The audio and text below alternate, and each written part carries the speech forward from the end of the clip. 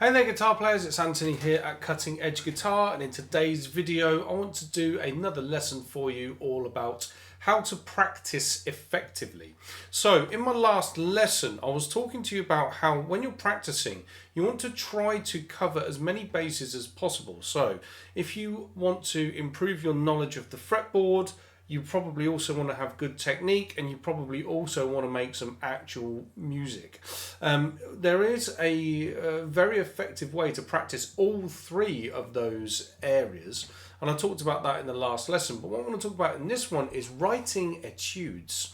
So an etude is, they're more associated really with the classical world, where it's a piece of music that's written around working on specific technical areas of musical study. Now for this, what I've written a etude here that is based around picking, and more specifically I've called this the scale pyramid picking study. This is all based on a number of different things. The scale pyramid is effectively something that I've found a way to visualize how scales work. And what I mean by how scales work is that if you take a scale, something like the A natural minor scale, inside that scale are lots of other musical devices. You can extract from it pentatonic scales, arpeggios, triads, all of that sort of thing to really sort of run the gamut of musical colours that you'll be able to find. But anyway, how I've constructed this etude, you can see what I've got here at the top. The first thing is I've got some scalar passages. Then as it goes through into the B section, these are some ideas that are based around the pentatonic forms. Then I've done some ideas around arpeggios, and the idea is that you play this as one continuous study. So what I'm just going to talk through here is just purely the A section, because you could also chop something like this up into specific sections that you could play as their own mini etude within the etude. So the chord progression that I've wrote for this is A minor 7, going over to D dominant 9, then we're going to go to F major 7, and then E7 flat 9. Now why I chose that chord progression, A minor 7, then going into D dominant 9, those two chords together basically outline the Dorian mode.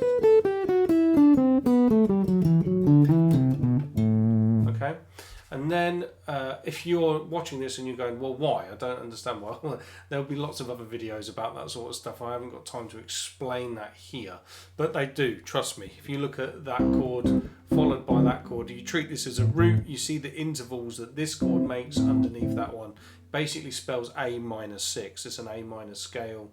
It's an A minor sound with a major 6. But then we're going to go here to F major 7. Of course, that would mean I'd then need to change my scale, because F major does not, or F major 7 doesn't live within the A Dorian mode. And then finally we've got E7 flat 9. Well, that's an altered dominant chord, which will resolve back nicely to the A minor 7. So it's kind of like a jazzy chord progression, but also as well it's quite a neoclassical chord progression. Now there's a reason why I wrote it to be that kind of way. Now that's because on the backing I use something called iReal Pro. So iReal Pro is a piece of software that will basically play a chord progression that you've punched into it. If I click play on my iReal Pro backing, I can now do this with the sort of jazz bossa nova type sound. Then it will give me a backing track that I can use as a practice tool. Now if I play these ideas over it so you can hear them.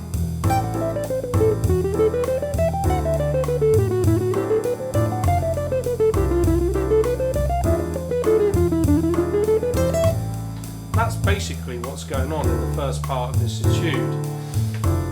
So if I just break that down so you can see exactly what's going on, over the A minor 7, what you can see on your screen right now, I'm playing this, well, it's basically a scale up and down a run, which is just a section of A Dorian. So play that over the A minor 7. I can do this also alternate picked, or I can do it economy picked. And then when it goes into the D9, and and then playing D Mixolydian, which is the same thing, incidentally, as A Dorian. Well, it's not the same thing, but you know, people out there who understand modes, they'll go, I know what you mean. It's this D Mixolydian has the same notes in it as A Dorian, but obviously the tonal center has changed, so it sounds completely different. But anyway, over this, I'm basically playing a run around D Mixolydian. And then when it goes to the F major 7, I'm basically playing the same kind of idea, but what I'm doing is I'm changing the notes so that this basically fits F Lydian. And then finally over the E7 flat 9, I'm playing E Phrygian dominant. Okay, so what I'm doing with this is an interesting way to cover a number of different bases, and I go on to do this throughout all of the pentatonic forms and also the arpeggios and what have you. So what I'm getting, bang for my buck, I'm getting alternate picking practice,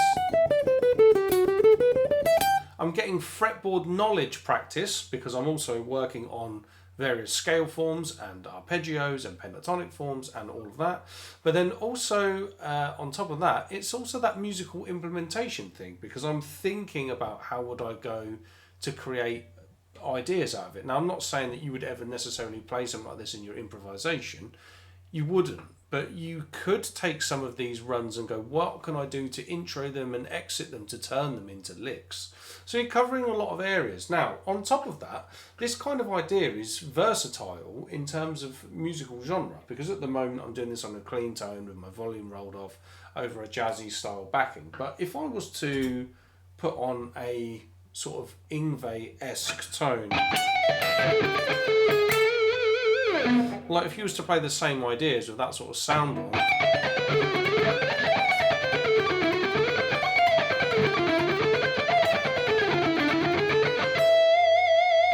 they then become, you know, something that you can work on if you're that kind of guitar player.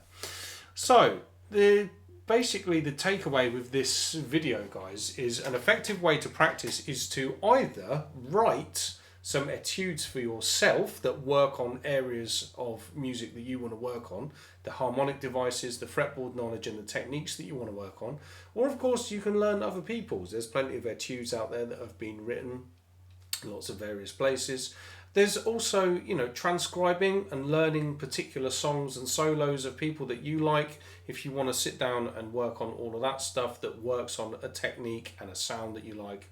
As long as you're looking at it and not just getting a tab, if you're actually going, right, what's actually going on here harmonically on the fretboard, in terms of the what chords are being played over and all of that stuff, you can learn a lot that you can then take away and create as vocabulary.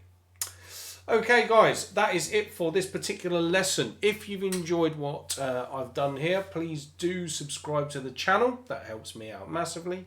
If you're keen to be practicing in this kind of manner and you want my help to be able to do that in a much more effective way than I can do here on the YouTube channel, come and visit me over at Cutting Edge Guitar. What I'm doing with my students there in the Cutting Edge Guitar Mastery Club is we're going really in depth on loads of fretboard knowledge, loads of musical implementation technique. We've got loads and loads of that stuff over there. It would be great to see you if you're keen to join us. And yeah, that's it for now. So I look forward to seeing you in another lesson sometime here soon.